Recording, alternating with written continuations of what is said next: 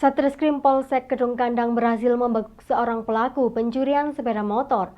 Pelaku ditangkap saat akan mengambil sepeda motor milik warga yang terparkir di depan rumahnya. Pelaku yang berhasil ditangkap polisi yakni Nur Salim, warga Kedung Kandang, Kota Malang. Sebelumnya pelaku terbukti melakukan tindak kejahatan dengan mencuri sepeda motor di kawasan Arjowinangun, Kedung Kandang, Kota Malang. Korban sendiri mengetahui sepeda motornya tercuri saat mendengar teriakan dari warga adanya maling. Pelaku dan korban berjarak sekitar 100 meter. Akhirnya korban pun berhasil mengejar dan mengamankan pelaku dan langsung melaporkan kasus ini ke Polsek Kedung Kandang. Kapolsek Kedung Kandang Kompol Yusuf Suryadi menuturkan bahwa pelaku mencuri sepeda motor menggunakan kunci duplikat. Tersangka menyebut rumah kunci sepeda motor korban sudah rusak. Sementara itu pelaku mengaku nekat mencuri untuk memenuhi kebutuhan hidup sehari-hari. Pelaku yang bekerja serabutan penghasilannya tidak mencukupi kebutuhan rumah tangganya. Atas perbuatannya, pelaku yang ditetapkan sebagai tersangka ini dijerat dengan pasal 363 dengan ancaman hukuman maksimal 7 tahun penjara. Saat kendaraan yang Bapak Ibu lihat ini sudah terparkir di teras rumah dan sudah terkunci kunci setir, masuklah saudara Wimbo selaku pemilik rumah. Kemudian berapa menit kemudian dari kejauhan terdengar suara maling, maling, maling. Wimbo seorang pelapor keluar melihat depan rumahnya kendaraan sudah tidak ada. Kurang lebih kira-kira jarak 100 meter. Akhirnya seorang pelapor dengan saksi mengejar. Tertangkaplah inisial NS ini di halaman sekitar lebih kurang 100 meter dengan bukti di tangannya sepeda motor milik pelapor. Dengan cepat pelapor menghubungi Babin Kamtipmas. Seperti biasa, tim langsung kami melaksanakan mendatangi TKP untuk melaksanakan pengamanan korban dan ambil keterangan setelah mengamankan BP. Pasal yang dikenakan seperti biasa, jelas pasal 363 ayat 1 KUHP pidana, yaitu pencurian dengan pemberatan. Ancaman hukuman seperti biasa, rekan-rekan ketahui, kurang lebih 7 tahun. Simon Alfredo melaporkan.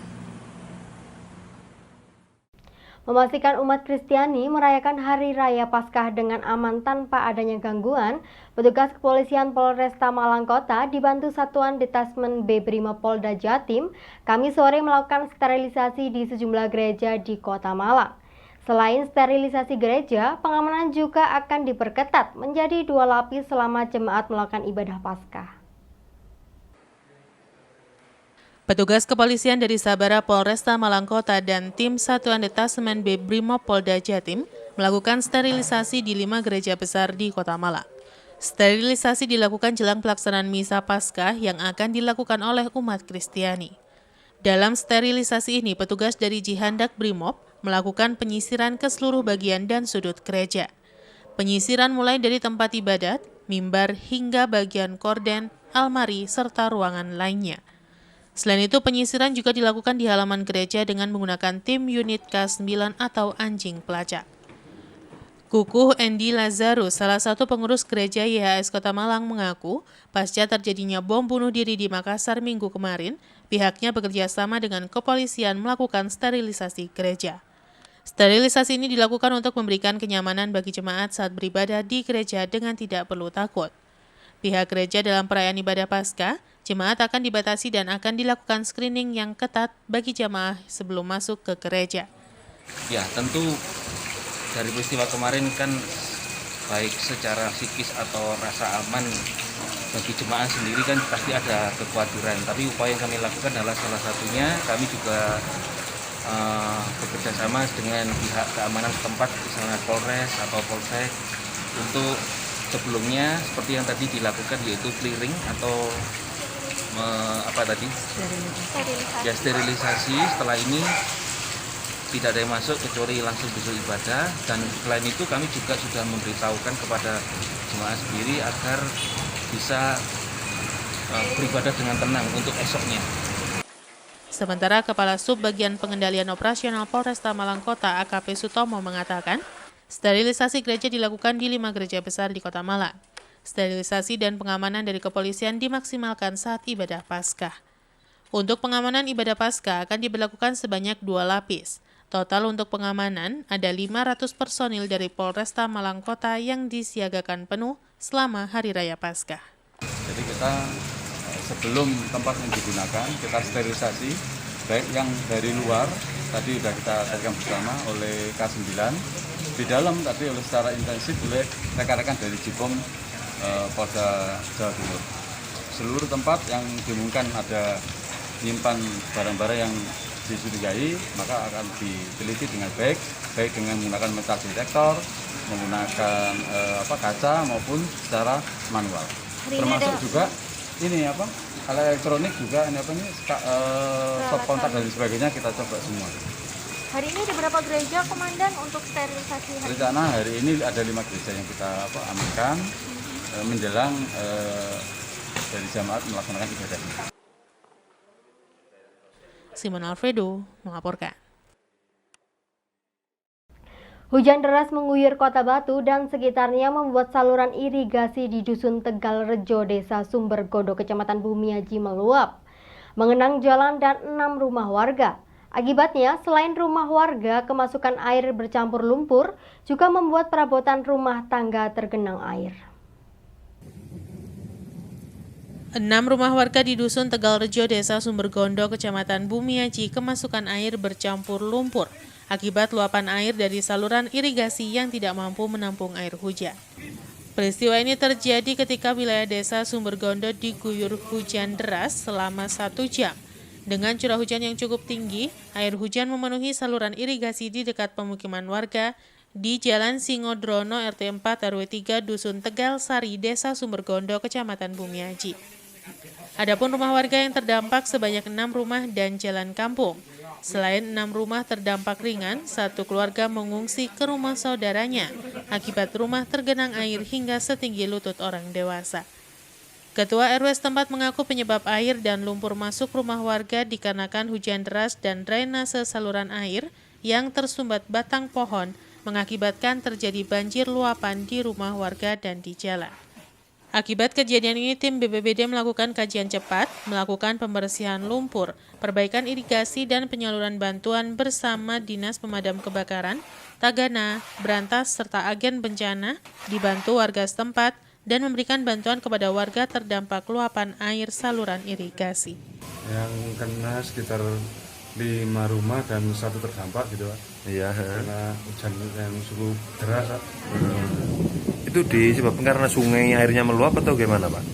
Oh iya Pak, ini sungainya agak kecil, tapi airnya sungguh besar meluap ke. Oh iya, nggak mampu menerima debit air tinggi. Terus kerusakannya yang rumah? Cara kerusakannya nggak seberapa, tapi ya airnya ke lumpur. Kena masukkan lumpur. Masuk rumah. Ya. Ada berapa itu yang paling parah Pak? Berapa? Yang paling parah 1, 2, 3 rumah. 3 rumah. Itu lumpur aja atau sama air Pak? Campur air Pak? Lumpur sama air Pak. Masuk ke rumah itu ya. Untuk sementara yang belum dibersihkan warga yang terdampak ini. Nanti rencananya swadaya sama BPBD membersihkan. Yanto Yancung melaporkan. Terima kasih Anda masih bersama kami dalam Info 7 Malang Raya.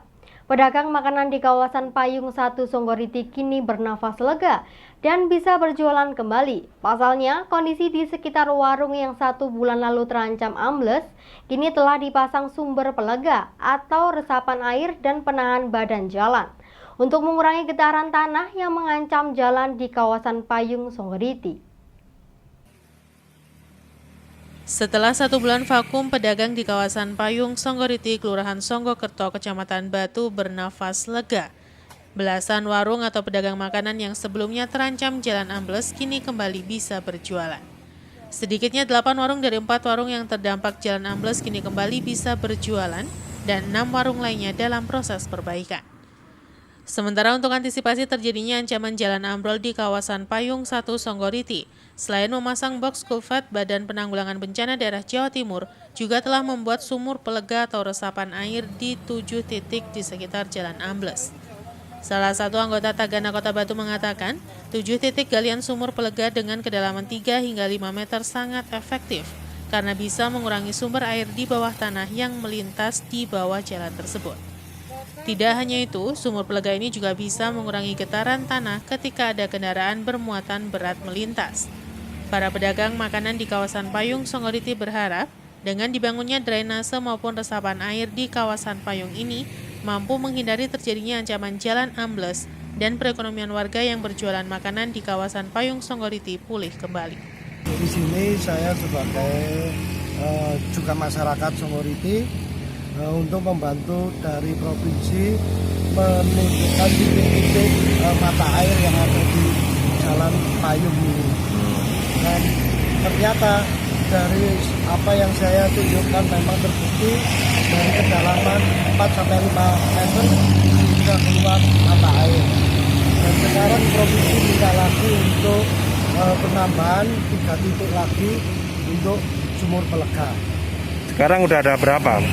Di sini sekarang sudah yang jadi sudah 4, kurang 3 yang menyusul untuk memutus aliran sumber yang ada Di bawah tanah. bawah tanah.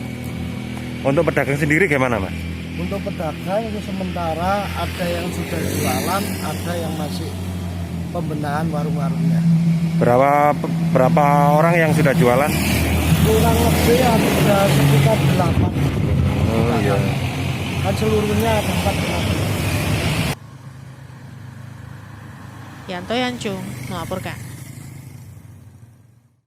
Mendekati datangnya bulan Ramadan, harga jual ayam potong di tingkat peternak mulai mengalami kenaikan. Kenaikan harga masih wajar dan tidak signifikan. Diprediksi dalam 1 minggu ke depan, harga bisa kembali naik. Dan saat ini harga ayam potong di kandang di atas Rp20.000 per kilogramnya. Berbeda dengan jelang puasa tahun lalu, harga ayam potong terpuruk pada saat awal pandemi COVID-19. Saat ini memasuki beberapa hari menjelang puasa, harga ayam potong di tingkat peternak atau di kandang mengalami kenaikan walaupun belum signifikan. Kenaikan harga ini bisa membuat peternak sedikit bernafas lega karena harga jual saat ini tergolong bagus, bisa menutupi pengeluaran plus keuntungan lebih. Saat ini harga ayam potong di kandang berada di kisaran Rp21.000-an per kilogram, dan harga ini biasanya akan kembali baik dalam 1 mingguan sebelum puasa. Semakin membaiknya upaya pencegahan penyebaran COVID-19 dan semakin ramainya berbagai aktivitas warga masyarakat akan mendorong percepatan pemulihan ekonomi masyarakat, sehingga daya beli semakin meningkat.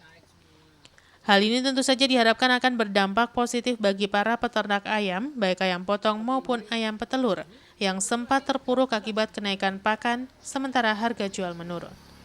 Menurut salah seorang peternak ayam potong di kawasan Gading Kulon mengungkapkan, kenaikan harga jual ayam masih wajar saat menjelang puasa, dan yang terpenting, harga ayam masih terjangkau oleh masyarakat di pasaran. Kondisi cuaca juga berpengaruh pada tingkat kematian ayam walaupun biasanya tidak signifikan. Para peternak berharap kepada pemerintah agar harga pakan bisa stabil sehingga harga jual ayam bisa terjangkau oleh masyarakat, khususnya saat menjelang puasa dan lebaran. Saat ini ayam potong sudah mendapati kenaikan ya, kenaikan signifikan, beratnya kenaikan antara 10-20%. Itu biasa itu untuk mendekati puasa, biasanya gitu. Setelah puasa seminggu nanti ke 2 minggu turun lagi. Turun lagi lah setelah kira-kira lebaran kurang seminggu atau 4 hari itu naik lagi. Itu dipengaruhi sama stok permintaan apa gimana, Pak? Sebenarnya bukan stok permintaan ya kalau itu ada orang yang bikin naik harga. Oh, saya kira mungkin karena permintaan meningkat, kemudian stoknya terbatas, akhirnya harga nggak juga naik, bisa gitu. Ya untuk harga pakan gimana, Pak? Harga pakan juga naik. Naik juga, Pak? Harga pakan juga naik. Masalahnya apa? Ya biasa kan orang pabrik kepingin untung, semua kepingin untung. Gitu, Pak ya. Itu wajar lah. Untuk saat ini berapa di tingkat peternak Pak sekilo? Peternak sekarang sekitar 21, 22. Di tingkat peternak Pak ya? Itu yang di harga kandang loh. Ya harga kandang maksudnya. Harga kandang. Itu sudah termasuk harga bagus atau gimana Pak? Itu bagi kandang juga bagus. Sudah bagus Pak ya? Tapi cara perawatannya sulit. Karena Perawatan sulit, faktor cuaca. Iya. Itu sulit. Terus pakan juga naik, otomatis tuh pakan naik juga daging harus naik. Berarti sulitnya banyak yang mati apa gimana Pak? Ada pertumbuhan bobotnya harusnya sekian dari sekian? Bobot tidak maksimal biasanya, tergantung pakan. Iwan Hikmawan melaporkan. Terima kasih Anda masih bersama kami dalam Info 7 Malang Raya. Volume kendaraan yang melintas di Jalan Raya Karanglo mengalami peningkatan pada libur peringatan Hari Paskah tahun 2021. Kondisi ini mengakibatkan antrian panjang terjadi mulai pintu keluar tol Karanglo sampai pertigaan Karangploso. Kendaraan yang melintas didominasi roda 4 pribadi dari luar kota. Beginilah yang terlihat di Jalan Raya Karanglo sampai Karangploso, Kabupaten Malang. Libur tanggal merah peringatan Hari Paskah rupanya dimanfaatkan oleh warga luar kota untuk datang berlibur ke berbagai tempat rekreasi di Kabupaten Malang dan juga Kota Batu. Akibatnya volume kendaraan yang melintas mengalami peningkatan dan di beberapa titik jalan antrian panjang kendaraan terjadi. Peningkatan volume kendaraan yang masuk ini sudah terlihat sejak pagi sampai menjelang siang. Arus kendaraan semakin ramai, khususnya yang keluar dari pintu tol Karanglo menuju Kota Batu. Arus yang melintas lebih didominasi kendaraan roda 4 pribadi bernomor polisi Surabaya, Sidoarjo maupun Jakarta.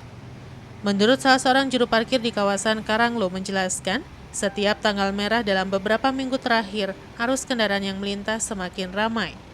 Hal tersebut diduga berkaitan dengan kondisi penanganan COVID-19 yang semakin membaik dan warga yang terkonfirmasi positif di Malang Raya sudah jauh berkurang. Di lokasi pintu keluar tol Karanglo terlihat kepadatan arus terjadi, khususnya roda 4 pribadi. Di beberapa titik jalan lainnya di sepanjang Tunjung Tirto, Kepuharjo, antrian kendaraan terjadi sampai pertigaan Karangploso.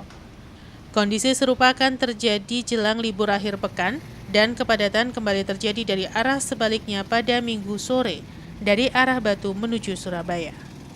Mulai jam 9 sampai sekarang masih macet. Ini karena karena libur ini ya? Ya, karena liburan. Libur Paskah ya? Ya. Berarti dari arah sana Pak ya? Dari arah tol sama dari arah bawah. Oh berarti ini yang menuju ke Batu. Ke Batu Pak ya? Tapi setiap libur memang gini Pak? Iya. Sekarang ya? Iya.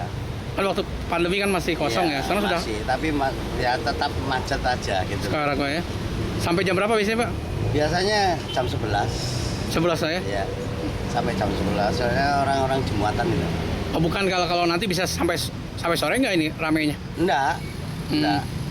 Sampai jam 11 saja. Nyambung ke besok berarti? Iya. Nyambung hari Sabtu? Iya. Terus? Nanti semua Sabtu itu ya? masih padat gitu. Sampai mulai jam 9 sampai jam 11. Terus yang arah baliknya berarti nanti ya? Arah baliknya nanti sekitar jam 5. Hari? Dari sana, dari atas, dari Batu. Hari Minggu juga Pak ya? Ya. Iwan Hikmawan melaporkan.